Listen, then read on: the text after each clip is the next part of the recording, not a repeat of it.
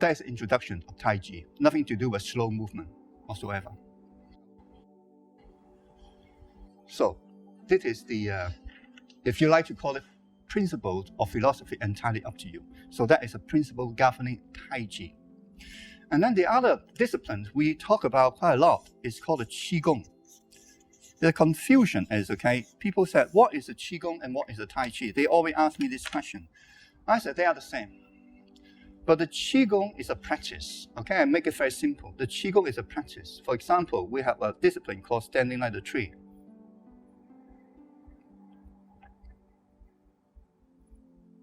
And then initially, I thought, okay, it's being designed for the lazy people. So that means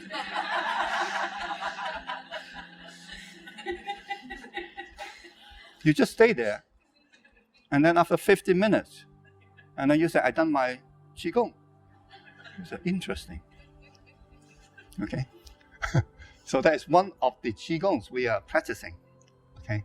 So you said, why people, standing like this? Later I explain to you. And then sometimes Qigong is moving. And then different type of Qigong, that is a confusing. For example, sometimes we call it, this is a Qi Yoga. You said, what are you doing?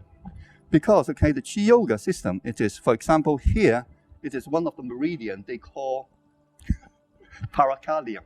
Never mind what is it, okay? It's the heart muscle, paracardium. But then the line is running from here, rising upward, okay, to middle finger. And then here is very much like the warrior pose of the yogic system. So, and then we move from here, we breathe in, and we breathe out to direct the Qi, okay, to open up that particular channel. Very interesting. And then two of them, I breathe in and breathe out, okay, tracing, okay, paracardium. Or the other Qigong exercise, it is to strengthen your lungs. Because your lung meridian is rising from here and then go towards your fingers and toward your thumb. You said, what is it? That means Qigong. There's a lot of different variety of Qigong. From some people, okay, learning very still Qigong exercise in meditative pose, and even our meditation also holding some Qi, internal Qi, to helping to sustain the consciousness, enable us to focus on our meditation. External Qigong, there's a hard one, okay, for example, there's a hard Qigong exercise. So to strengthen not only the muscle, tendons, bone marrows, and then creating the energy field is so strong and it permeates the practitioner. In turn, strengthen the character of the practitioner as well. There's a called hard Qigong exercise. And then some people, okay, in martial art practice, they strengthen themselves so much, okay, they can, being termed the iron shirt Qigong. So that means, they can hit their body and then it's still very, feeling very strong, and then they pack their physical body with a lot of vital Qi to strengthen themselves, become vibrant and so forth. And then some practitioner then specialize in the soft Qigong exercise. The soft Qigong exercise is very soft and it's very good for more mature individuals, like me. More mature individual, okay, very soft. It's suitable for some people, more yin people or feminine people. However, you said, what is the difference? There's a yin and yang approach. That is a yin approach. That Qigong exercise, yin approach. And then this Qigong exercise is a yang approach. Strengthening approach. So the Qigong exercise then, okay, into the stillness Qigong exercise movement, the hard one, the soft one, and then more artistic, okay, expression is still, for me, is a practice. It's a practice. Different aspects of our human existence. We will experiment that. And I will try to explain to you what's the function as well. But the Tai Chi movement, completely different. For me, it is a Qi emotion. It's a piece of art. And Qigong exercise, you buy a video, okay, let's say 15 euros, and you can practice. And then in time, you may get some insight. But then in Tai Chi movement, for me, it's a Qi emotion, it's a piece of art.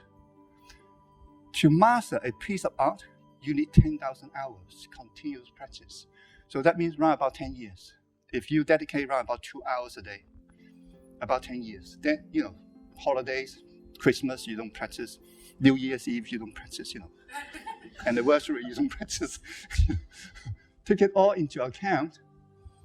So the Tai Chi then become an art form. To start with, it's an art form, not martial art. You said, why is not martial art? Some people describe Tai Chi as a martial art practice. Yeah, you can do this. I later explain to you why we do not concentrate on martial art aspect. Because of the martial art aspect is very much based on attack and defense. So that is the person involved. And then the emphasis, it is on how fast you are, how strong you are, and how flexible you are. However, there's a higher levels of martial art. And this martial art is when you're holding the chi, and then the attack, defense mechanism being transcended. So that means the practitioner will not concentrate on attack defense mechanism. So the level is much higher. It's being termed the highest forms of martial art. And sometimes people call it the shadow boxing. Shadow boxing. It looks very soft, but inside it's very strong. It looks very slow, but inside gathering all the power, it is very strong inside. And that is still based on the human existence. But the Tai Chi reaching the higher level, we moving with the Chi. Chi is a life force which sustains your existence. You're sitting here. If without Chi, basically, you become a dead warm-up. And also, when the Chi being refined, and also vibration getting higher, the Chi become the vibration of light. This is the abstract word, the light. It's not the brightness light. It is simply the energy become so refined. And then your consciousness, witnessing it, is seemingly see that as a light. So as we advance in infinite Tai Chi, we call this, the movement in the light. When this is happening, it becomes a spiritual art. Without a better name, we simply call this a spiritual art.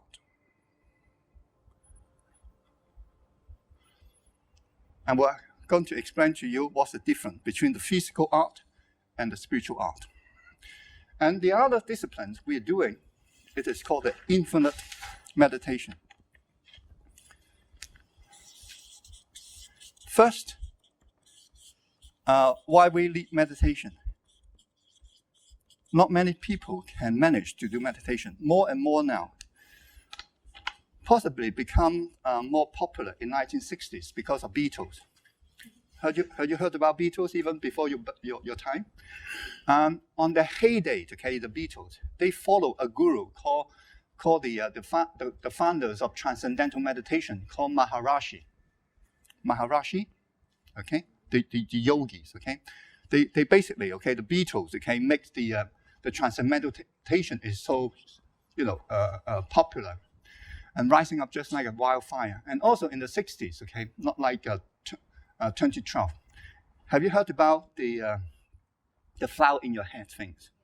San Francisco, flower in your head. So make love, no war, and then peace. And, we hug each other, and then let's have babies. And we share LSD and, marijuana, that time. And then flower powers, So that was the era, liberation. We're seeking, at that time we're seeking liberation from all kind of means, including drugs, sex, and rock and roll. Only after some experiment, it seemingly did not really work. And eventually we come back into the genuine, spiritual practice. And coming back into the infinite meditation, why it's called infinite meditation? First, infinite means no limit at all. Why we need to meditate? If you do not meditation, even I don't like the word meditation because it sounds like boring,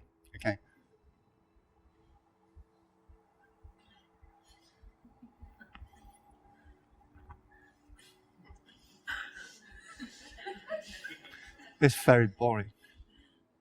Okay, but it's fashionable. Even Marks and Spencer put poster on. Okay, in UK put poster on.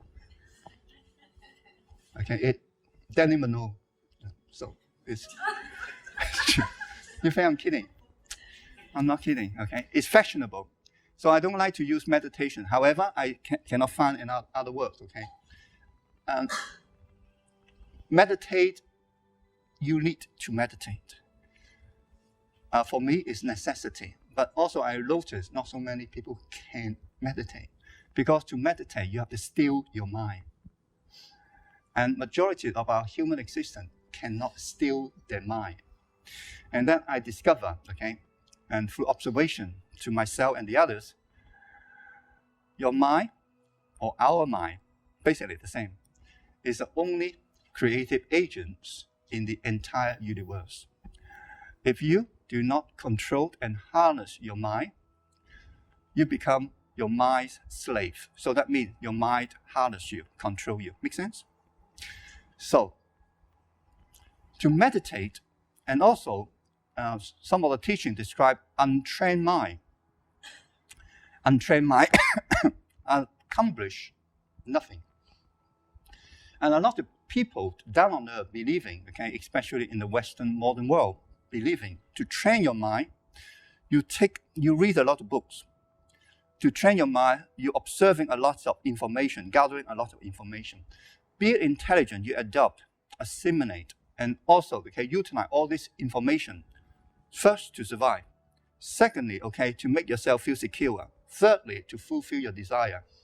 And that is, okay, in our world at this moment, that is the mind. It's a thinking, believing, faith, and also, to understand the mind. Also, some of you already understand, you also have to go deep into the subconscious level to understand your mind. And also, possibly you're already being told there's a higher level of consciousness of mind, which is quite seldom people get in touch with it. But even the higher conscious level of the mind, okay, there's some confusion. There's a psychic level. People seeing ghosts and talk about, the metaphysical things, that means psychic, and then somebody in conversation with them, and then they tell you, okay, there's a Mary here, okay, as anybody can, okay, the Mary just passed away, those things. This is very confusing about the mind. But if you haven't got the capacity to calm it, your mind basically obscure your vision. Your vision means you and your mind are different. If you cannot stimulate and calm your mind, you do not know what are you thinking. You do not know what are you believing. You do not know what is your programming. You do not differentiate what is true and what is untrue. That's it. So to harness your mind is very important. Why? It's your life. Your life. There's only two things, okay, in the entire universe, including your existence. Namely, your energy and your mind. Nothing to do with credit card, money, and your relationship yet. I explain this to you. There's only two things. You're sitting on it, your mind and your energy. That's it. That is fundamental. So that means if you manage these two well, your life sorted. You're done. If you do not understand these two, your life is a little bit random. I'm trying to be nice, say random, okay? Randomly, okay? Chaotic, conflicting. And also, most of our human existence complaining is like this. First, I got no money. First complaint, I got no money. Secondly, I haven't got enough energy. Thirdly, I haven't got enough time. And this is, the list go down. I haven't got enough sex. Not quite sure about you guys. You look very good to me. So, gradually you go down to the list. Okay? So just let you know. First one is always, I got no money. Secondly, okay, I haven't got enough energy. The thirdly, I haven't got enough time. Have you got this symptom? It is always, okay, 3 lists of complaint. Many. And meditation coming back into it, enable you stilling your mind. So if your ordinary mind is like this, so a load of things, okay, just like a lot of channel coming through your consciousness. Your consciousness, just like the screen, just like a television screen. You're conscious. Do you understand? You're conscious while I'm talking to you, right? However, you have unconscious level as well. You seemingly notice while I'm talking to you in words, but the meanings and feeling depends on your subconscious programming. So that means you're continuously reacting now. So you do not really hear me. You hear your unconscious and subconscious program interpret what I'm telling you, mixed with your feelings and emotion as well. Am I right?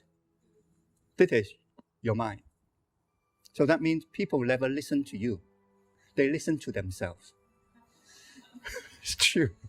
You think I'm kidding?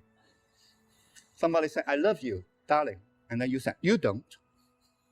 I really do love you. And then you said, I don't think so.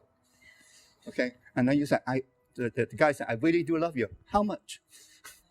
Do you understand? You don't really listen to the guy. You actually listen to your response and respond to it. Got it? Interesting. Do you know about it, by the way? Yeah?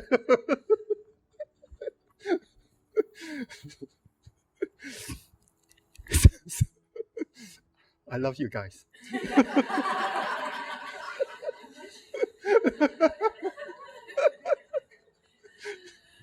Okay.